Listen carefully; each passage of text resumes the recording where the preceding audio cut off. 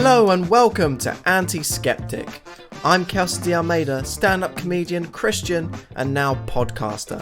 In this show, we'll be discussing all the interesting and sometimes slightly weird things people believe in, from religion and vegan diets to asking the big questions like, can we really contact the dead? Join me where in each episode I'll be chatting to an expert or a funny guest discussing a belief that's close to their heart. So, let's introduce today's guest. Today my guest is Luke Balcke. Luke is an astrologer and one with many different thoughts on the world, as you will soon find out. In this episode we talk about what astrology is, was the moon landing faked, and how an astrologer can believe that the earth is flat. Yeah, this was an interesting one for sure. In fact, what was meant to be a podcast about astrology brought us down so many different unplanned avenues that there are actually two parts to this podcast, so make sure you stay tuned at the end to hear all about part 2. So put down whatever you're doing because you're going to need all your brain power to fully appreciate astrologer Luke Balcke. Luke, hello and welcome to the podcast. Thanks for having me, mate. No problem. This seems to be my sort of hack opening to every podcast episode. How are you doing in Melbourne? Yeah, mate, I'm not going to lie and say it's been amazing. It's been quite challenging, but, getting through it, turning a corner now, I think. Well, I've got to ask, as you know, this podcast is going to be all about astrology and learning about what you do as an astrologer. Yep. Did you have any inkling this was going to happen? So at the end of last year, we sort of saw that there was going to be this, I guess, like the theme of the year was taking personal responsibility. How that was going to play out was like, who knows what's going to happen. There was a Saturn-Pluto conjunction at the beginning of this year that was like, okay, this is the destruction of a lot of systems that have been having governance or control or authority over us in our lives. It's just that the destruction is played out by the overthrow of or the overstep of those systems having more control or authority in our lives. So it's sort of like as they push more, the more people are waking up from it. So yeah, it was like specifically not a pandemic. I don't know any astrologer that saw a pandemic. But having said that, when you look at the significations of Pluto, one of the ways in which it manifests is through pandemics. So it's interesting on reflection. So not specifically like a COVID type thing, but certainly like a massive collapse year, if you want to call it that. Right, because this is brilliant. You've already mentioned Saturn and Pluto. And I've been learning about astrology, in preparation for this interview. And I've been watching your Instagram lives and you talking. And it's just a different language to me, to someone who's completely unaware of astrology. I know a little bit about it, but the idea of like the planets and the stars being able to affect things and our fate and stuff it's going to be super interesting. I can't wait to sort of delve deeper into that. But would you mind just giving me and, the listeners who don't know much about astrology, would you just mind explaining a little bit what it is? Yeah. So, I mean, simply you look out into the sky and you see the stars moving in the night sky, right? Now, if we're going to bring that locally, we've got the sun and the moon, and you can't deny the influence that the sun has on life on Earth. Okay. And then the moon with its influence over the movement of the tides, for example. So there's no denying that there's an effect of these planetary bodies here for us on Earth. What we do with astrology is we take that further and take it into more of like how they signify different characteristics within the human psyche. So it's just taking that a little bit further than our physical effect that we see, but also taking it into more of effect on consciousness. So for millennia, there isn't a patch of Earth pretty much that hasn't been sort of touched or altered in some way by the hand of man. But when you look up into the night sky, there's sort of something nice to know about that the same sky above us now is the same sky that the first people ever to walk on Earth looked at. And although it's in constant flux and movement and motion and orbiting, it hasn't changed or deviated from that. So we still have the same sun and moon and all the planets in their same orbital patterns above us. And what astrology does is it looks at that and how the impact on consciousness or light, if you like, the effect that the planets have on that. There's a bit of a debate, I guess, as far as whether the planet is causing that effect on consciousness, or whether it just signifies it. In other words, it's an alignment. And when that's happening there, it's also happening down here. There's a Hermetic axiom that says, as above, so below, as within, so without. And that's basically, well, there is a zodiac above us and there is a zodiac within us. And then what's within us affects our external reality. So astrology is like an ancient sort of, and for a very long time, and still now, it's just more covert. Kings, queens, rulers, countries, like even farmers used the motion and movement of the stars and the planets to, when to invade a country, when to plant a crop. So this is part of our history. It's just in modern times it's been either obscured or a bit ostracized out of the mainstream, and now it's sort of making a bit of a renaissance back into popular culture. So yeah, it's basically looking at the movement of the planets and the stars and the skies within the zodiac above us, and how that matches life, or the expression of life here in the material plane. But where did this all sort of start from? Where did it come from? Because we've never explored Jupiter or Pluto or Saturn. So how did it all begin? How did we know, oh, my emotions are being affected because Pluto is out of sync? Where did it even start? By our ancestors watching the sky and then looking at life on Earth and making the connection between different, experiences here in the material plane and matching the movement of certain bodies in the sky. Now, our earliest that we have now recorded data of astrology goes back, I think it's like 4,000 or so BC, Babylonian time. And prior to that, we just don't have recorded history. So we don't know prior to that just how far back the influence astrology was being used, but there's recorded history to that point, and it's been part of our history ever since. But you imagine, like back in an ancient culture, when the sun went down at night and you looked into the sky, it must have been a pretty amazing thing. Like that was the only thing lighting the sky. And what happened over millennia was they tracked the motion of these bodies moving through the sky and their set orbital patterns, and then witnessed the effect or the way in which life sort of unfolded in relation to the movement of the planets and stars above. And an example of that would be watching the sun progress through the zodiac or the fixed constellations, and how the unfoldment of the season happens just like clockwork. And then you could, by extension, go, okay, well, the sun is in this part of the sky. This is the optimal time to plant the crop.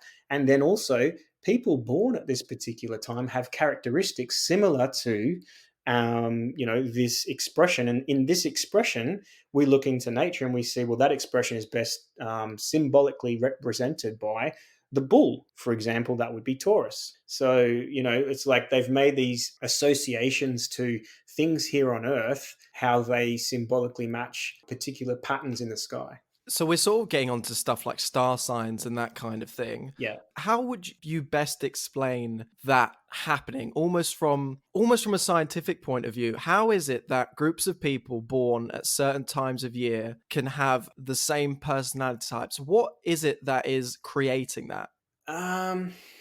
That's a deep question. I know.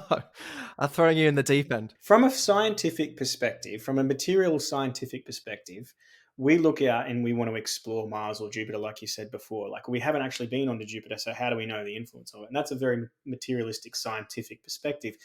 What astrology is looking is not necessarily from that perspective. It's more looking for the effect that has on consciousness. And I guess as the sun moves through the zodiac, right, or the fixed constellations, it's adopting the energy of that pattern in the sky, and it then expresses that energy here in life on Earth. And we can see that because we have a changing in seasons, right?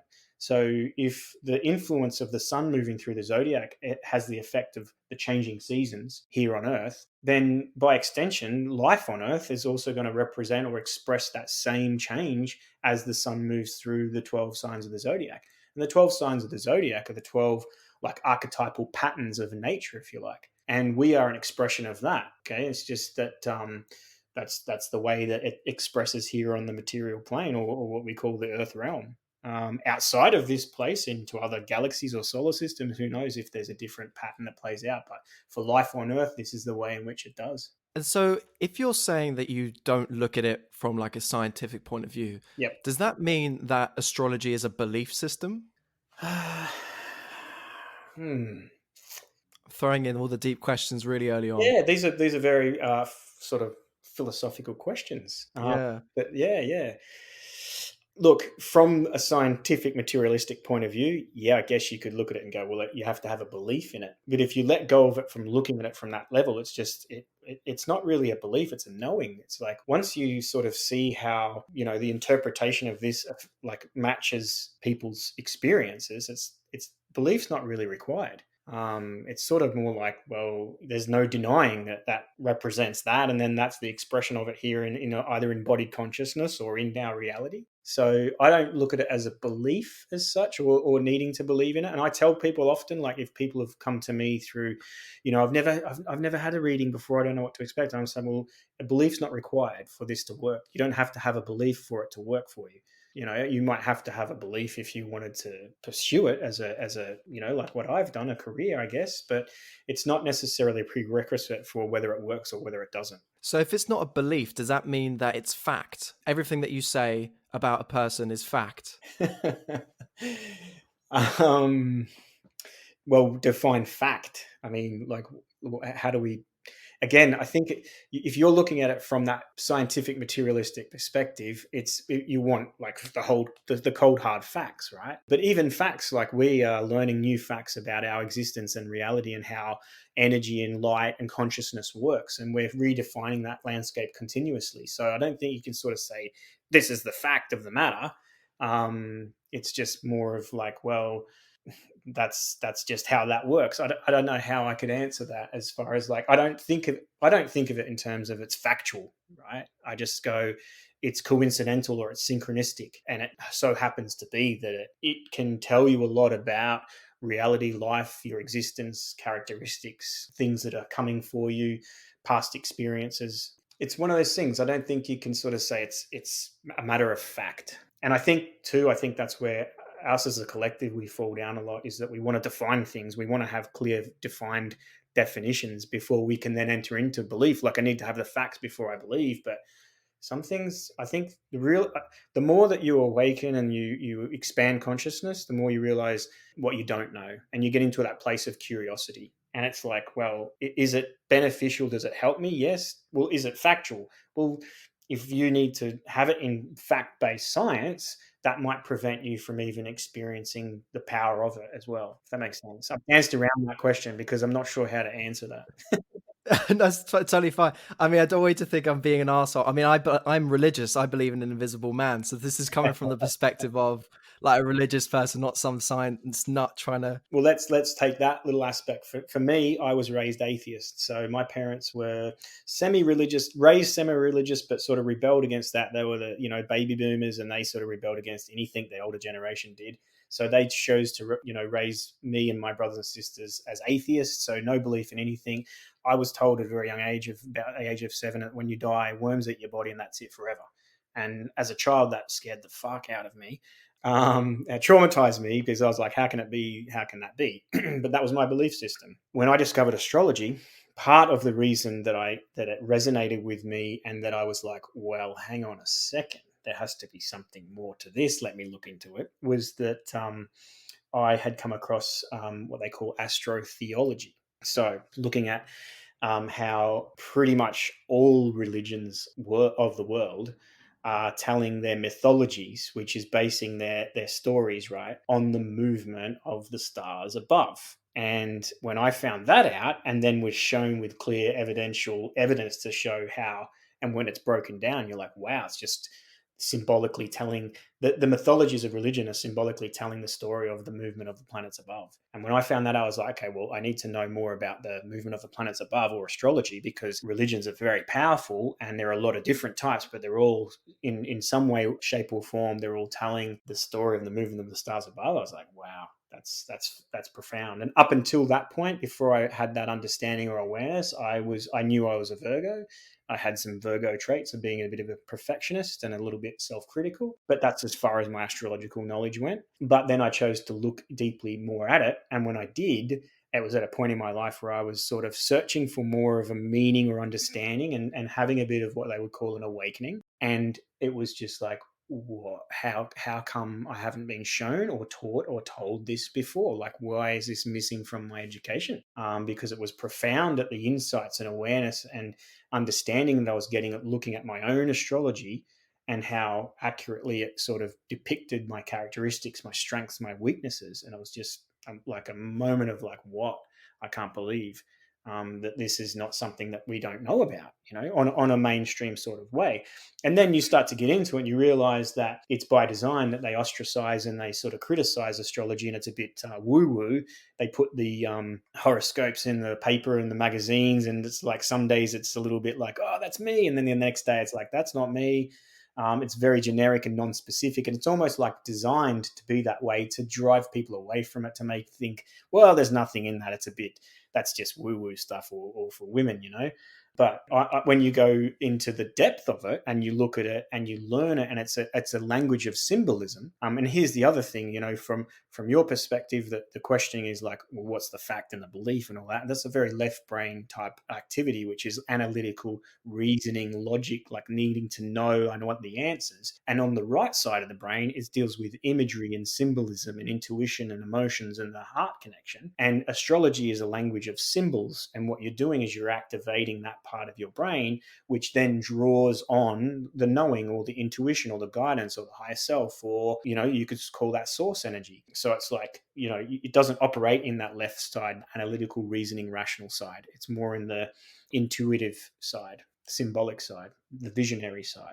Yeah, it's really interesting. The more that I'm doing this podcast and talking to people that I would never normally connect with, it's the really interesting thing with me that you brought up religion is that everyone seems to have their own little theory of how life works. Yeah. But everyone seems to believe in this kind of things are pre-written, or destiny, or fate, or the universe having some sort of power to connect with us and guide us. If it's me, it's my God. Whereas I interviewed David the Medium a little while ago, and he said, it's the spirit world and our families who guide us, and everything has been pre-written, but we have a bit of free will.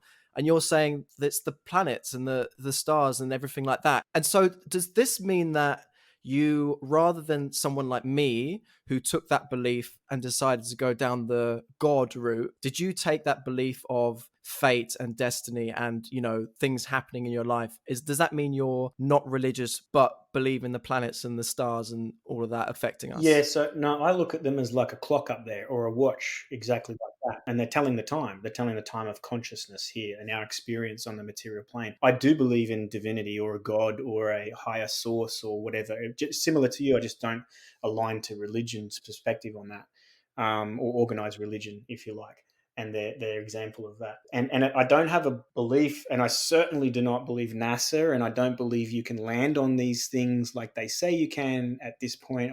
I think they're wandering stars, which is the name, that's the translation of planet. Our ancestors gave what they were called wandering stars. So I don't believe that they're influence. Look, I don't believe that they are, creating a destiny for us, but I think that life unfolds in a certain way, and that there is a pattern to that, and that the creator of that pattern would be called God. It's just that the movement of those light bodies in the sky line up to how life unfolds, if that makes sense. Now, that's not to say that we don't have free will, because I do believe we have free will, and an example of that would be with all of the astrological components in a natal chart, which is a birth chart, there is an infinite way that they can express. And when you become a conscious being, you can start to use that energy to express that in the way in which you want to express it. So there's polarities built into things, so like there's a negative or a positive expression. There is a continuum of like how a certain element or aspect of life can unfold. And it's like we all come from the same cloth. We're just woven in different ways. And that's like, so yeah. And how we're woven is like, that's the free will element to it. And just to go back, you mentioned briefly NASA. I don't know if I misunderstood what you said, but do you believe in the moon landing? Definitely not. Really? Tell me about that. So my red pill was in 2014, 2015, and it was a 9/11 conspiracy video. And prior to that point, I was living my life through conditioned patterns of consciousness, going through life, doing the things I thought you were supposed to do: get a job, settle down, get married, have kids, tick, tick, tick, tick, tick all the boxes.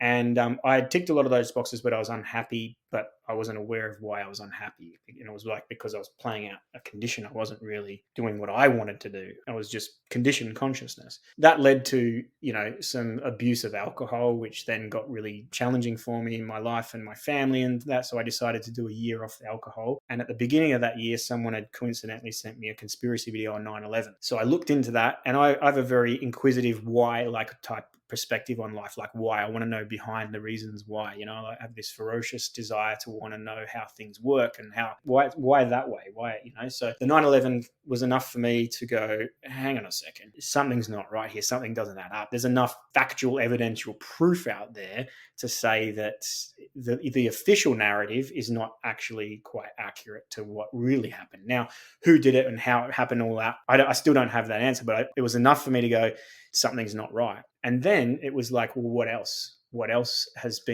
we been misled about? And it was just like you say, down the rabbit hole and went to everything. And eventually you end up at the moon landing, and that's like, okay, all right. And then you look into that and you formulate an idea. And then all of a sudden you're like, okay, there's no way they wanted us to think they landed on the moon, but definitely from my perspective, no, we have not landed on the moon.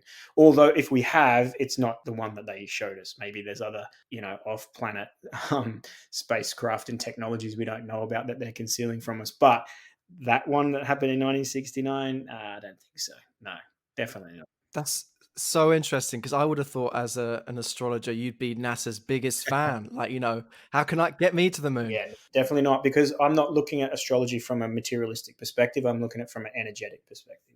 I'm looking at for its effect on consciousness, not necessarily that there is these are physical bodies in the sky that we go and land on and explore. I don't think that. I just don't have that belief. I think NASA is the propaganda arm of the US military, designed to perpetuate a narrative for people to think that we're floating around in infinite space on an infinite ball of nothingness, and there is no purpose to any of this. It's just chance, big bang, and then all of a sudden everything coming into existence. I don't prescribe to that.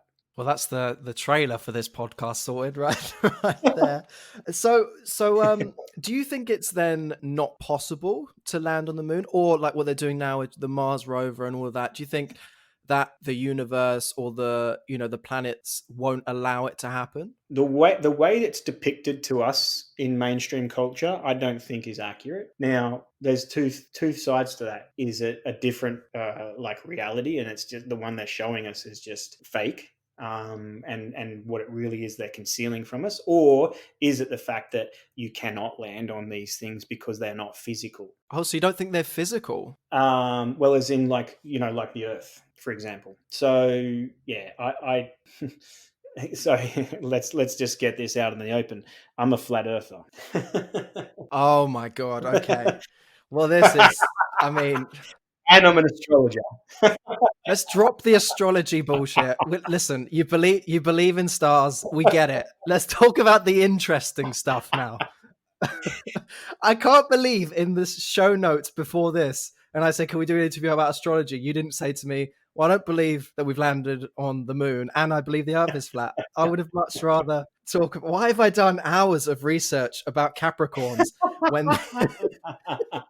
when you think the earth is flat? Because flat earth led me to astrology as well, because when I realized that we are the center of the universe and these things are orbiting around us and have for a millennia and always will, I'm like, well, we're at the center of this cosmos, this little patch of the galaxy that we find ourselves in. So I'm like, well, there's some importance to the life here on Earth. Whereas the materialistic scientific view is that we're floating around on a ball in space, in infinite space, and there's billions of balls just like us. There's nothing special about it.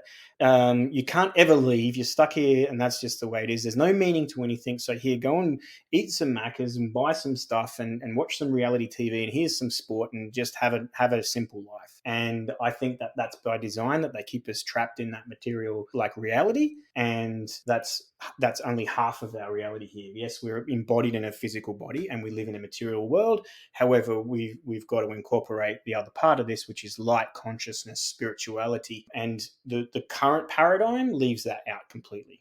And COVID is a massive part to that as well. So we can tie that in. And I can bring that back to astrology if we go back to 9/11 and to show you how 9/11 astrologically and what happened then and now what's happened in 2020 with COVID-19. And it's for, man, the world is not as it seems, not the one that we're being shown, and especially not the one that NASA perpetuates. Like, they sent a probe into space that went 11 years into space, okay, took a photo of Pluto, right? Sent that photo back. You imagine like a body, like some sort of whatever they call it, a rover, an orbiting whatever satellite. You imagine in space, no resistance at how fast that's traveling for 11 years in one direction.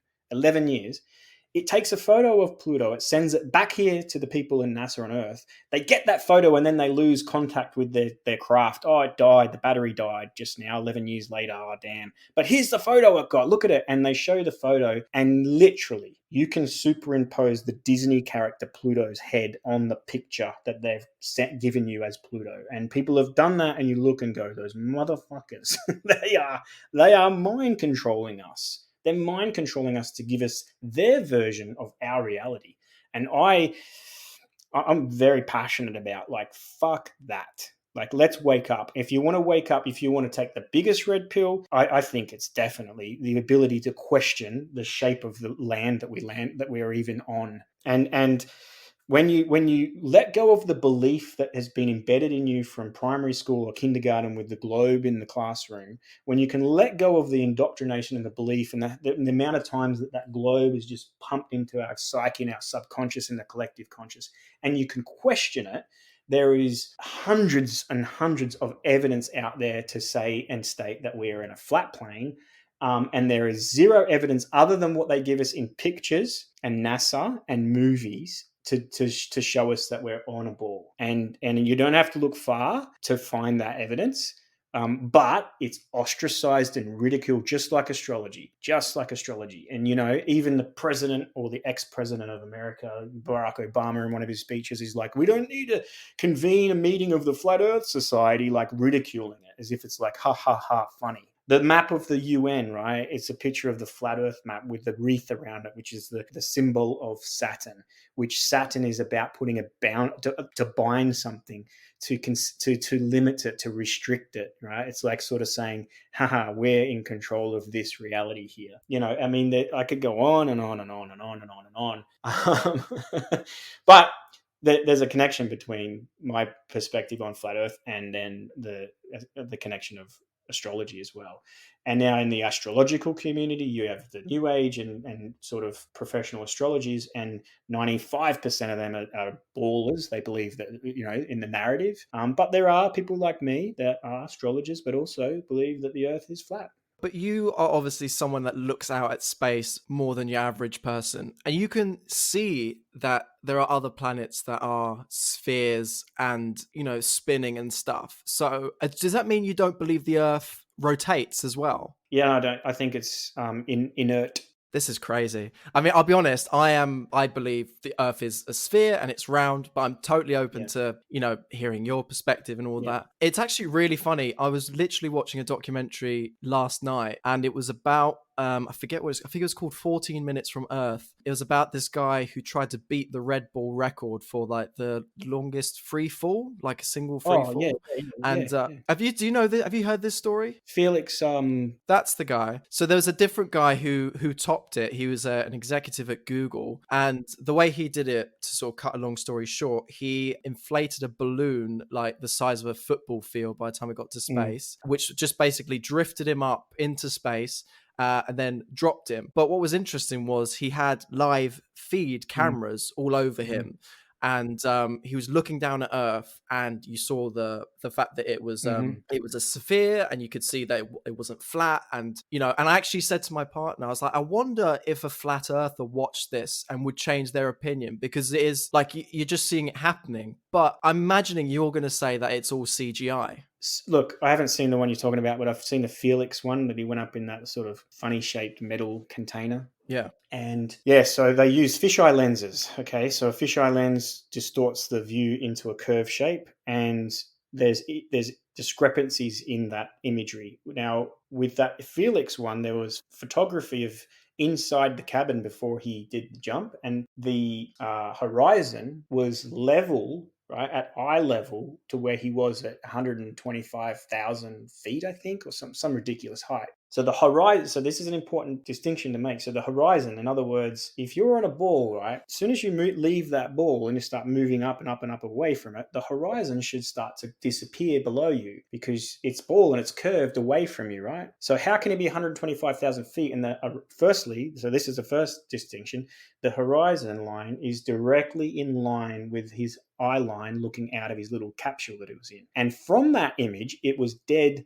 flat, horizontal. Now, that's because the camera inside where he wasn't a fisheye lens, but then the camera on his helmet and the external camera on the craft is fisheye lens, and all of a sudden you see it and it's got a curve to it. And then what happens though, as he's falling, the curve is convexing and concaving and convexing and concaving and convexing. It's like, well, so it's proof that's the camera that's causing the curvature, because how could it convex and concave?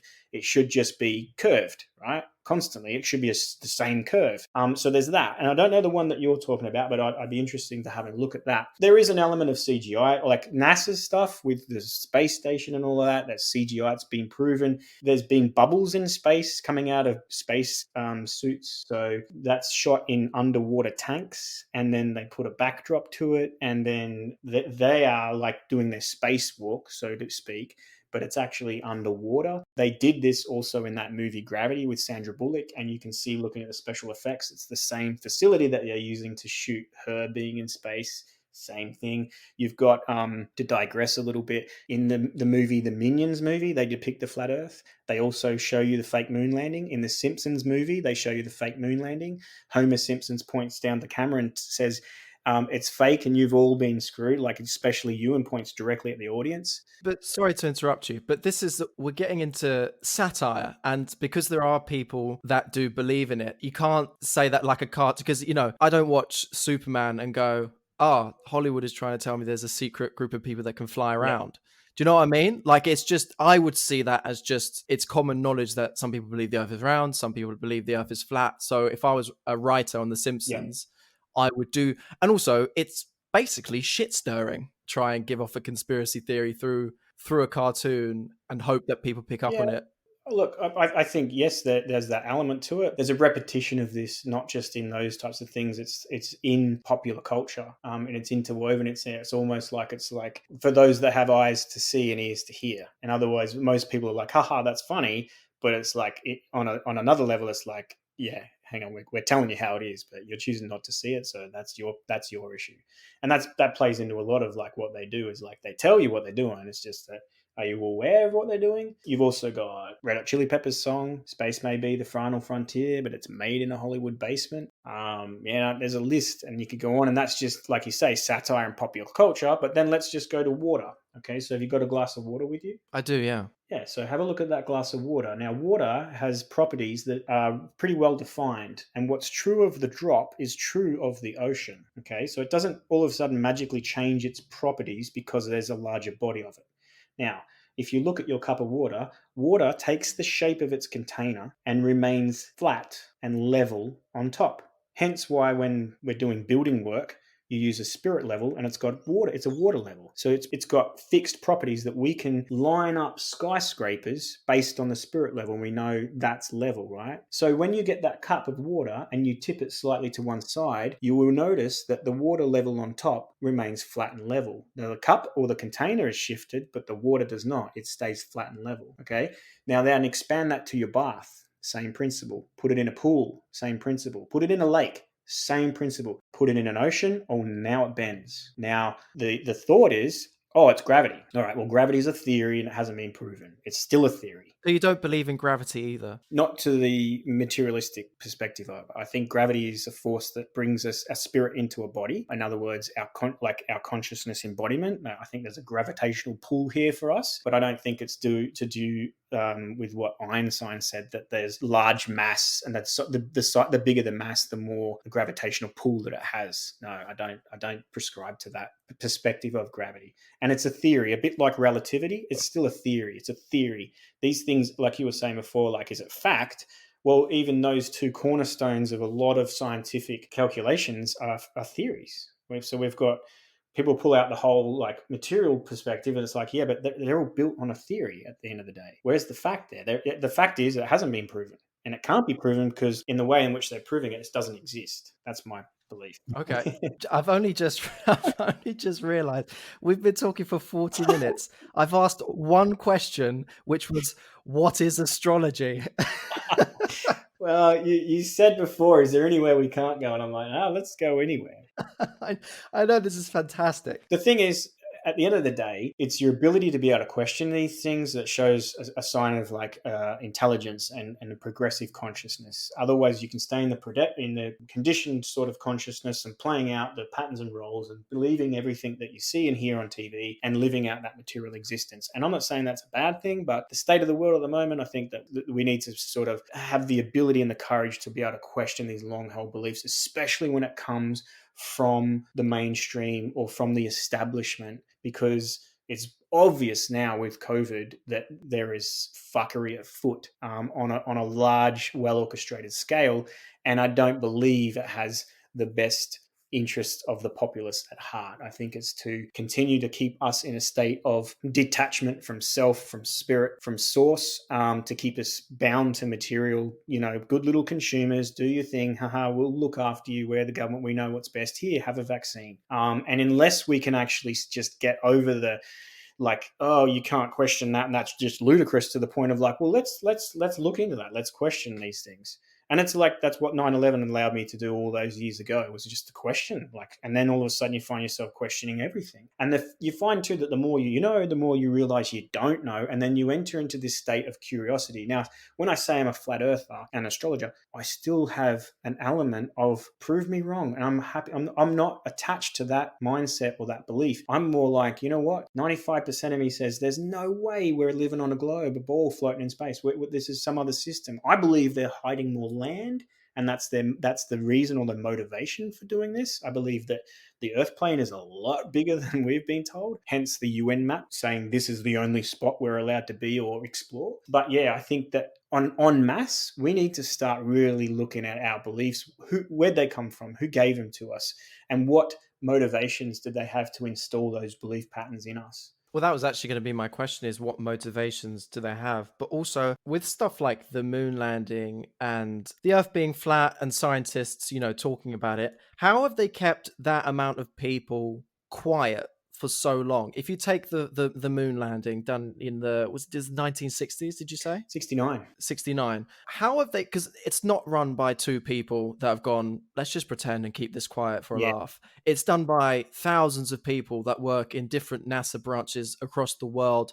What is it that is keeping them from talking? Because surely, even if it's just some 80-year-old man with some sort of issue that just blurts out, oh, it's all fake. How can you explain that amount of people not telling the truth? Yeah, so there's levels to this, and on one level, you be initiated into a secret society for you to be access to this level of information or knowledge. And if you've not been initiated, you're on a need to know basis. And if you're pushing buttons in NASA and doing whatever on a very low pay level and a low understanding level, a bit like the way the military works. In other words, the soldier does not question the order, and then the next one up doesn't question the next one up, and eventually, like, there's a chain of command, and you're not to question, you're just following the orders. So I think there's that element. I also think that secret societies run the world, and that they're initiated into these types of knowings and knowledge, and depending on what grade of initiation you're at, depends on what level of knowledge you have. So I don't think it's like this vast amount of people that knows. I think it's probably very few, and those that do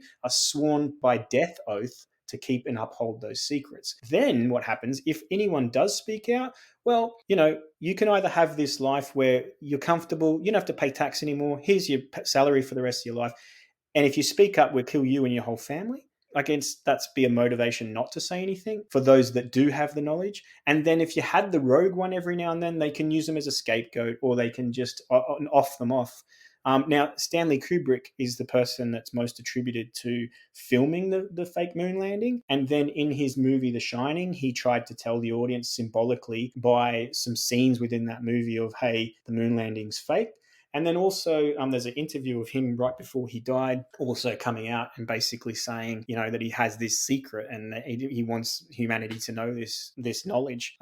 So if you're just looking in popular culture and mainstream culture, you're not going to find, people speaking out. It's because, like mainstream news and media and that, they do a really good job of obscuring, their motivations. Can I just ask, what did Stanley Kubrick have to do with NASA or the moon landing and stuff? So he invented a technique, a filming technique, which I forget. There's a name for it now, and it's used quite popularly. He was an inventor of a technique of movies and how to film, and that technique he used in the filming of the moon landing. Then in the Shining movie, he depicted it symbolically through some of the scenes there with the little kid wearing a particular shirt or a jumper, and then it's symbolically embedded in that. He also had that movie Eyes Wide Shut, where he told a lot about the occult world or the Hollywood sort of high up elites and what they do. There was about 11 minutes of that movie that didn't make it, and he died as soon as he made that movie. He died mysteriously of cancer or suddenly. So there's a lot of mystery around Stanley Kubrick, but he's the one that's most attributed to filming the moon landing because he had this technique which made it real, made it lifelike. And you got to imagine 1969. If you go look back at the landing of the moon and like the craft and how they did it and all of those things, like they have a picture of the module landing. There's live footage of the lunar module landing on the moon from the moon, but yet then they filmed the first person to step on the moon. What was the camera crew already there? But no one seems to even like that little tiny detail. When you stop and you have the ability to open your mind and go, hey, how is that even possible? But we overlook it because we're pulled into the awe of like, oh, wow, we landed on the moon. You imagine consciousness back in the 60s. Like TV had only just come out, and the next thing there's someone on the moon. Like, man, this is magical. The most watched things on television ever were the moon landing and 9/11. And it's like these big psychological mind control events that capture the conscious and subconscious of the collective on a massive scale. No one questions, hang on, who filmed that? Like, that's the first thing on the moon, but yet it was filmed from the moon. And then there's a whole lot of stuff when you look into the moon landing as far as the technology that used. Like Nixon, I think, he's on the phone talking to them. Oh, I'm talking to them on the moon, like in the 60s, like you're up on the moon and you just got your mobile out. Like, there's so many things where we're asked to take a leap of faith in knowledge because we just want to go on the belief or the fairy tale of it. Like, oh my God, this is magical. And then someone comes out and questions it. It's almost like you've attacked someone's, like core belief system. How dare you? Their pride has been hurt now, so they don't. And no one questions it. They just go along. And so, do you think that man has never even entered space? Because what about things like satellite and GPS navigational systems? Do you think that that's something else that's fake too? Yeah, I think they've worked out a way to use ground-based systems to bounce signals either off the ionosphere or the atmosphere, and then we say, oh, they've installed a satellite, right? But if you look at the supposed number of satellites in space, I think it's like more than 25,000 satellites in space. You never see them. Like they're just like, where are they? Where are these 25,000? And any time they've ever shown you footage of Earth from space, you never see a satellite unless it's the space station or one in a picture that they want to show you, right? Which you don't have to look far to go, well, that's CGI. But if there's supposed to be at least 25,000 satellites in space, that's a lot of space stuff up there, right? But in any imagery we ever get of space or the Earth from space or any of that, there's never one, not one ever. Have you ever tried looking with like a telescope? Yeah, I've looked with the telescope, and even the International Space Station, right? You can track it with the little app. Oh, here comes the International Space Station, and you look in the sky, and there's actually an orbiting light. So you're naturally like, there it is. But here's the thing: it's when you break it down, you're like, how is that possible?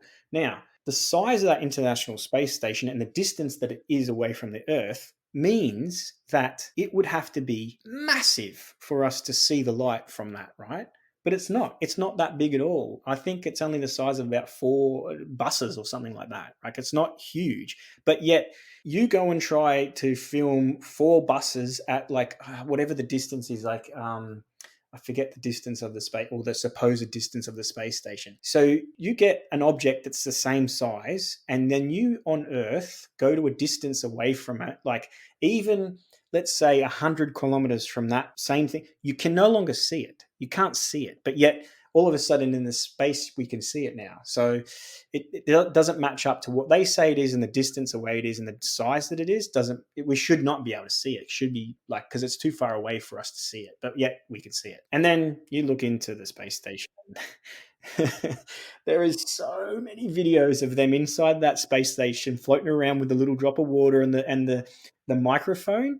And there is, like, again, the Google algorithms, the YouTube algorithms, they've really tightened up in the last few years. And, it wasn't that long ago where there is a ton of stuff where their green screen fails during one of those, or all of a sudden, like, you notice they're supposed to be floating in no gravity, and their hair's all floating around, where their hair is actually hairsprayed to look that way. And it's obvious once you look at that, you're like, oh my God, that hair isn't floating. That's fixed hair in that position. Again, it's going to sound weird, I know, but there is hundreds of these types of things when you look beyond the belief of it and look beyond the magic of it, and you see it for what it is. You're like, oh, wow.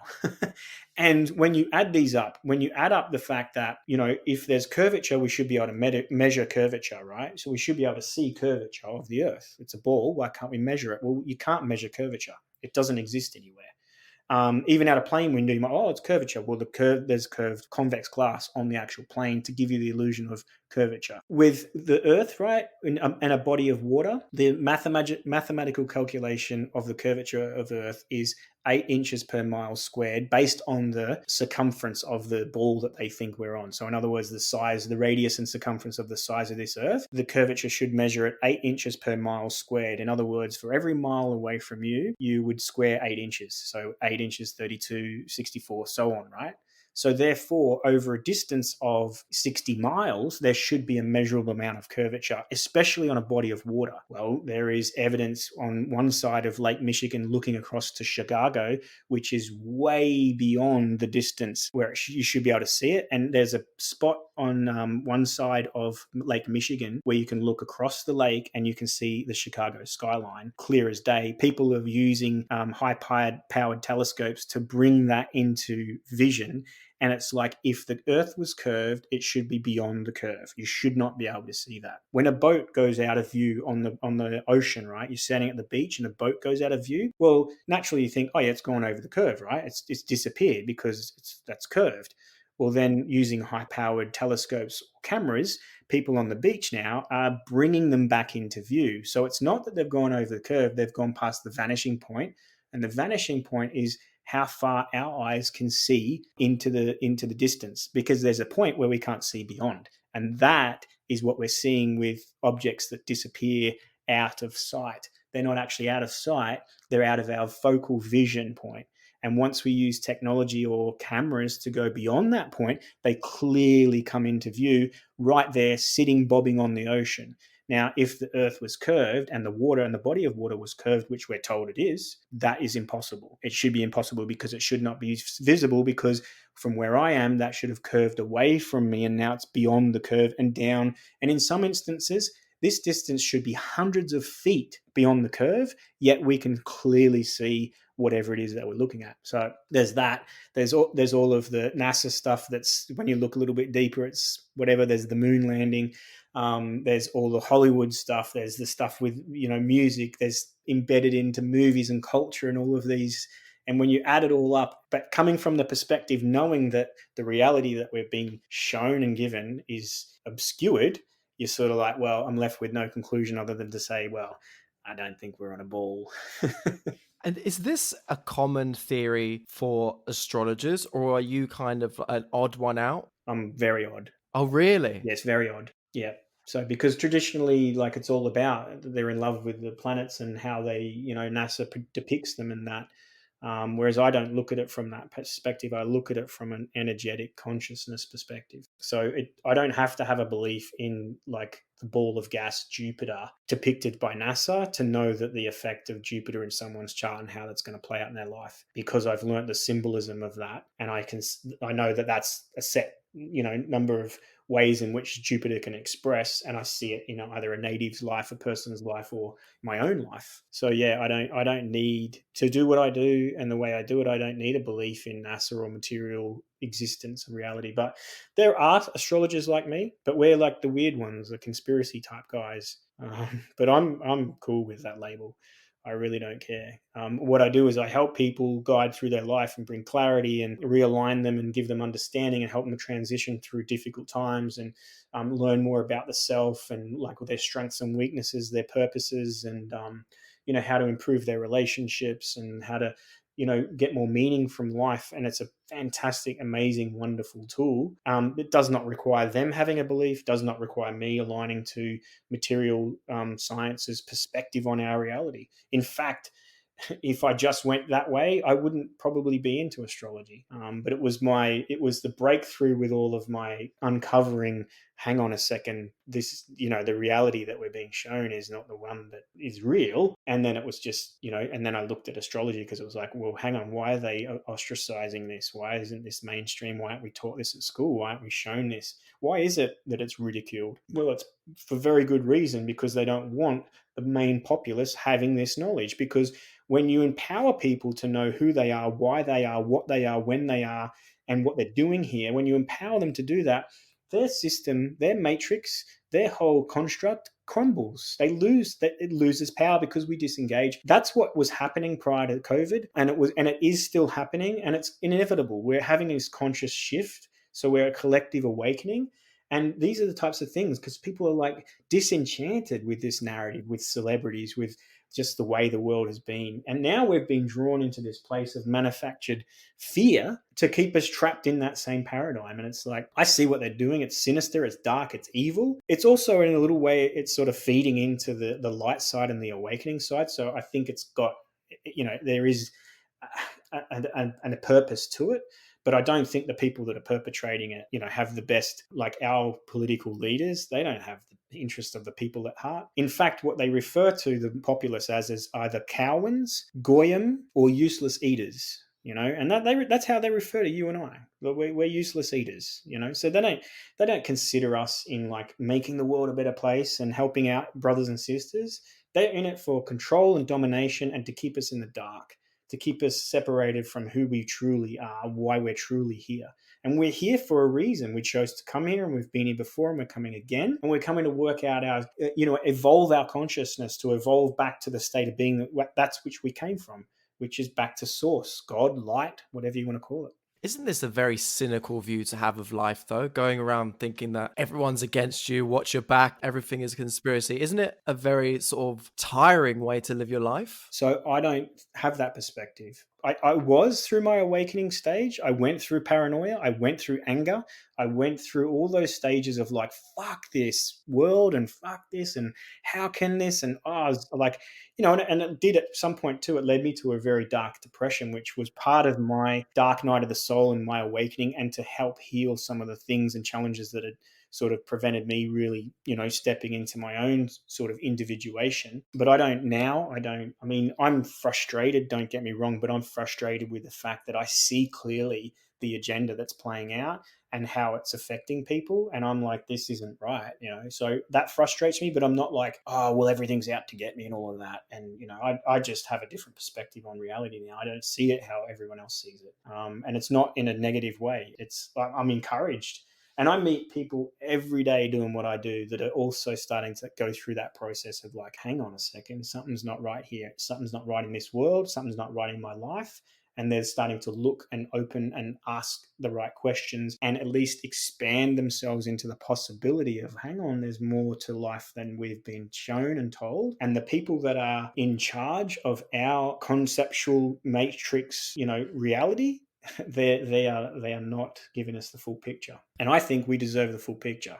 I think it's our birthright to know what we're doing here and why. I think that's everyone's right to know that. And when I see them doing what they're doing, I'm like, it just drives me more to want to keep doing what I'm doing, and speak out against it and encourage people to like, you have to live their lifestyle, the one that, look where we are. And don't get me wrong.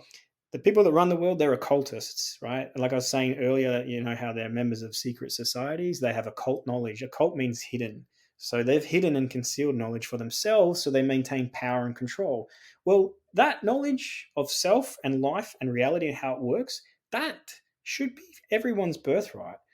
And what magic they have to be able to get the entire world population to cover their mouth and face and stop breathing God's given air is, I'm in awe of that. That's some powerful magic they've got. But it is, man. If you stop and think about it, like they've convinced everyone to like the best thing we can do is basically shut the fuck up. Literally, cover your mouth, cover your nose, right? Yeah, and that's not the world I want my kids to grow up in. That's not the reality I want. No way. I don't want to live in that surveillance state. I don't want to live in a place where they track everything you do and they put a mask on you. And yes, I have family in Queensland that my dad's birthday yesterday. He's 69. Like, what if he was 70? And I can't go to Queensland, or I've got to spend $3,000 just to get through. And I don't have the corona, but just in case, really, And if the thing is too, when you live a more spiritual life, you're not concerned about dying from a cold or a flu. When you're, disconnected from spirit and you're vulnerable and lost, yeah, you're afraid of death because it's uncertain. What's next? I don't know. I'm fearful. And they're using the fear of death to maintain control over the whole populations. And that's some dark, evil shit. And I'm not alone in that perspective. I think we all need to sort of take a long, hard look at ourselves and the world we're sort of co-creating here, because it's not good. Well, how interesting. I mean, on to question 2. We might have to do a 2-parter. I think this will be a 2-parter.